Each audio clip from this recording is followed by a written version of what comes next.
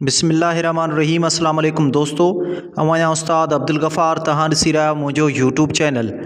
दोस्तों एक नए वीडियो सां गॾु तहां जी ख़िदमत में। दोस्तों अॼु सबक़ 18 दर्जे 7 मां, जंहिंजो उनवान आहे ॻोठाणी ऐं शहरी ज़िंदगी।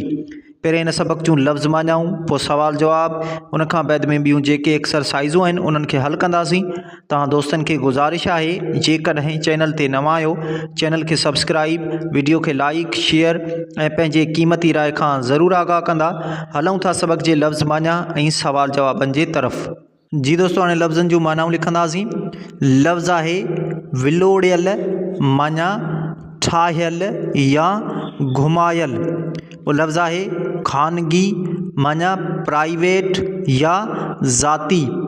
लफ़्ज़ रोज़गार माना कमाइण या गुज़ारो। पोइ लफ़्ज़ आहे आलूदगी माना मिलियल या मिलावट। लफ़्ज़ दर्स माना सबक। पोइ लफ़्ज़ आहे वाटर सप्लाई माना पाणी पहुचाइण। लफ़्ज़ सिख्या माना तालीम। पोइ लफ़्ज़ आहे इज़ाफ़ो माना वाधारो। लफ़्ज़ वाक़िअ माना मौजूद। लफ़्ज़ रिथाबंदी माना मनसूबाबंदी। पोइ लफ़्ज़ आहे मुशाहिदो माना अखियुनि ॾिठो। पोइ लफ़्ज़ आहे शाल माना दुआ ॾियण जो लफ़्ज़ आहे। पोइ लफ़्ज़ आहे निज माना साफ़ या असुल।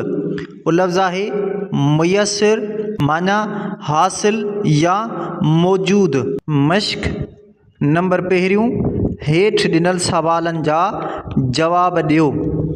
अलिफ सवाल नंबर पहिरियों, शहरी ऐं ॻोठाणी ज़िंदगी में कहिड़ो फ़र्क़ु आहे?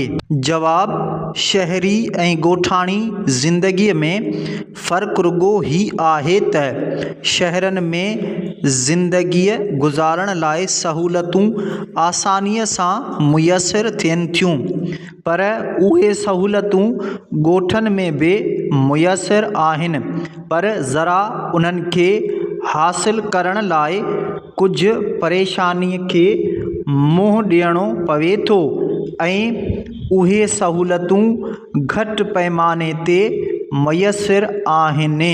ॿिए सवाल नंबर ॿियो, शहरनि में कहिड़ियूं कहिड़ियूं सहूलतूं आहिनि?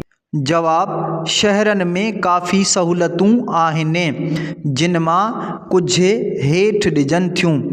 नंबर पहिरियों, वॾा स्कूल, कॉलेज, यूनिवर्सिटियूं, मदरसा ऐं मस्जिदूं। नंबर ॿियो, वॾियूं इस्पतालूं। नंबर टियों, वॾा रस्ता ऐं रोड। नंबर चोथों, शॉपिंग सेंटर जितां दुनिया जी हर शइ मिली सघे थी। नंबर पंजों, फैक्ट्रियूं। नंबर छहों, नवां टेक्नोलॉजीअ जी सिखण जा मर्कज़। जीम सवाल नंबर टियों, शहरनि में आलूदगीअ जा कहिड़ा कारण आहिनि? जवाब, हलंदड़ गाॾियूं, कारखाना ऐं फैक्ट्रियूं शहरनि में आलूदगीअ जा कारण आहिनि। नंबर ॿियो, हेठि ॾिनल लफ़्ज़नि जी माना लिखो ऐं जुमलनि में कमु आणियो। लफ़्ज़ आहिनि इज़ाफ़ो, वाक़िअ, आलूदगी, रिथाबंदी, मुशाहिदो। जी दोस्तों, हाणे लफ़्ज़नि जूं मानाऊं लिखंदासीं ऐं इन्हनि खे जुमलनि में इस्तेमालु कंदासीं। लफ़्ज़ आहे इज़ाफ़ो माना वाधारो। जुमिलो लिखंदासीं, महांगाईअ सबबि माण्हुनि जी परेशानीअ में इज़ाफ़ो थी वियो आहे। पोइ लफ़्ज़ आहे वाक़िअ माना मौजूद। जुमिलो लिखंदासीं, सईदाबाद शहर हैदराबाद खां 80 किलोमीटर जे मुफ़ासिले ते वाक़िअ आहे। पोइ लफ़्ज़ आहे आलूदगी माना मिलियल या मिलावट। जुमिलो लिखंदासीं, फैक्ट्रियुनि जे करे आलूदगी वधी वई आहे। पोइ लफ़्ज़ आहे रिथाबंदी माना मनसूबाबंदी। जुमिलो लिखंदासीं, जेको बि तइमीराती कमु कजे रिथाबंदीअ सां करणु घुरिजे। पोइ लफ़्ज़ आहे मुशाहिदो, माना अखियुनि ॾिठो।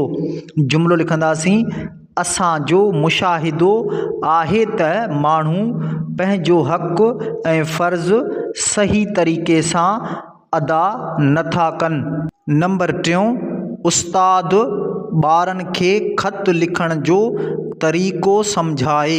जी दोस्तों, पुठिएं वीडियो में असां ख़त लिखियो आहे। अॼु ख़त लिखण जो तरीक़ो सम्झंदासीं त ख़त कीअं लिखिजे। ख़त लिखण लाइ हेठियुनि ॻाल्हियुनि जो ख़्यालु रखणु घुरिजे।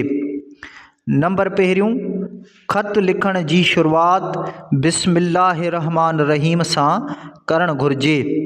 नंबर ॿियो, ख़त जे साॼे पासे जंहिं शहर मां वेही ख़त लिखियो वञे थो उन शहर जो नालो लिखिजे। नंबर 3, शहर जे नाले जे हेठियां तारीख़ लिखिजे जंहिं तारीख़ ते ख़त लिखियो वञे थो। नंबर 4, ख़त जंहिं ॾांहुं लिखिबो आहे उन जी मुख़ातिब थियण वारे भाङे खे सरफ़ चइबो आहे। नंबर 5, ख़त जे जंहिं भाङे में हाल अहवाल ॾिबो आहे उन खे इबारत चइबो आहे।